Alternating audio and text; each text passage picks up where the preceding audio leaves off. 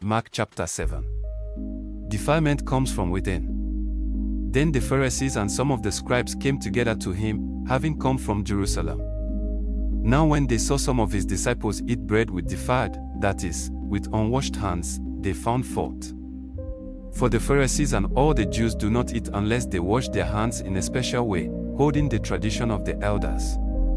When they come from the marketplace, they do not eat unless they wash. And there are many other things which they have received and hold, like the washing of cups, pitchers, copper vessels, and couches. Then the Pharisees and scribes asked him, "Why do your disciples not walk according to the tradition of the elders, but eat bread with unwashed hands?" He answered and said to them, "Well did Isaiah prophesy of you hypocrites, as it is written, These people honor me with their lips, but their heart is far from me. And in vain they worship me, teaching as doctrines the commandments of men. For laying aside the commandment of God, you hold the tradition of men, the washing of pitchers and cups, and many other such things you do." He said to them, "All too well you reject the commandment of God, that you may keep your tradition. For Moses said, Honor your father and your mother, and he who curses father or mother, let him be put to death. But you say, if a man says to his father or mother, Whatever profit you might have received from me is korban, that is, a gift to God, then you no longer let him do anything for his father or his mother, making the word of God of no effect through your tradition which you have handed down. And many such things you do."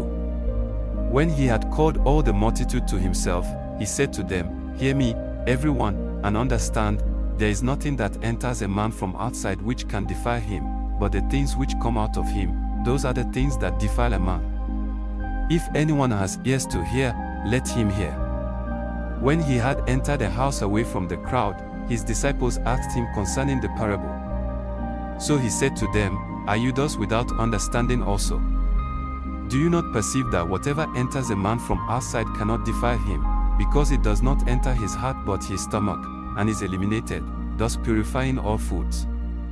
And he said, What comes out of a man, that defile a man? For from within, out of the heart of men, proceed evil thoughts, adulteries, fornications, murders, thefts, covetousness, wickedness, deceit, lewdness, an evil eye, blasphemy, pride, foolishness. All these evil things come from within and defile a man."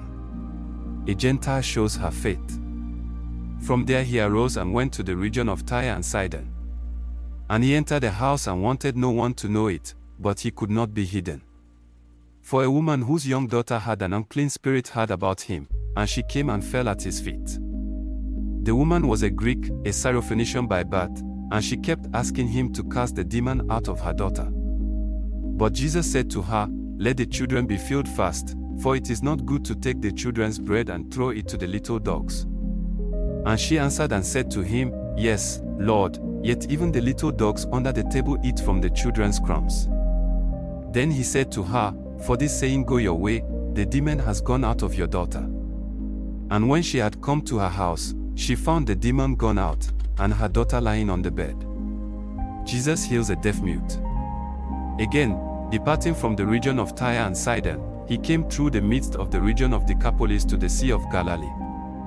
Then they brought to him one who was deaf and had an impediment in his speech, and they begged him to put his hand on him. And he took him aside from the multitude, and put his fingers in his ears, and he spat and touched his tongue. Then, looking up to heaven, he sighed, and said to him, Ephphatha, that is, be opened. Immediately his ears were opened, and the impediment of his tongue was loosed, and he spoke plainly. Then he commanded them that they should tell no one, but the more he commanded them, the more widely they proclaimed it. And they were astonished beyond measure, saying, He has done all things well. He makes both the deaf to hear and the mute to speak.